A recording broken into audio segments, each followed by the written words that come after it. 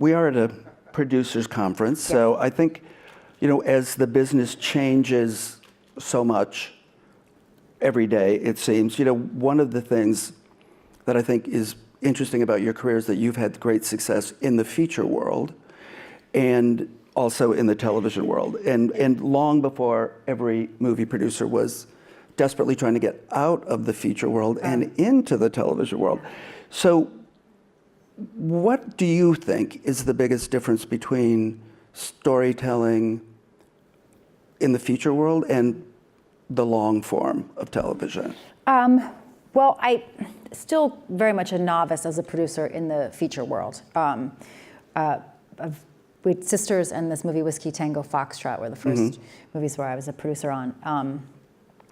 And so that for me was just about wanting to have a say. Having worked as an actor for hire a little bit, it always seems like it's going to be a big treat to be an actor for hire, and then it is for a while, and then you're like, oh, wait a minute, I wish I could weigh in about X, Y, Z, or I wish I could, see a cut or something. And I'm not even a particularly controlling person, but it always, it's never quite the treat you think it's going to be. It's always better to have a little say.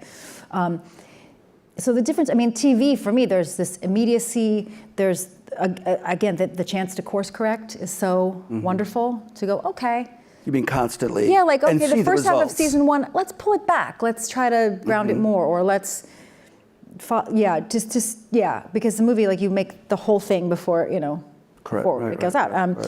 And I just think the way the TV model is up and running and the money's already flowing, that there's less kind of panic. There's sort of less like panicky driven notes, or like I've had a couple times where like you're working on a movie and then like you sort of hear like, oh, some other movie at the studio is having trouble.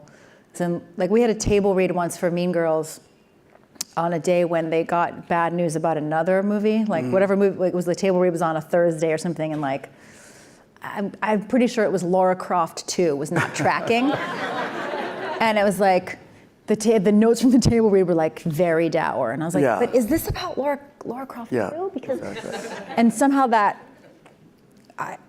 system is the TV system is less broken in a lot of ways, and that I feel like there's less worry of like, how will it play in China? How can we sell it in like? I feel like it's interesting because I think a lot of people assume that in the television world the pressure must be on much more because you have to just keep producing a final result each week. Yeah, the runaway train of it all is scary, but I do think there's probably more creative freedom, especially now because there's so many platforms. And was talking to Jennifer Salke, who works with Bob Greenblatt at NBC, and she was saying how that, and this was something that when we were doing 30 Rock 10 years ago, they were starting to try to count DVR. They were but you were still at the time. It was like you'd work so hard on the show, and you'd watch the show at home, and then just come in. The number would be like a 1.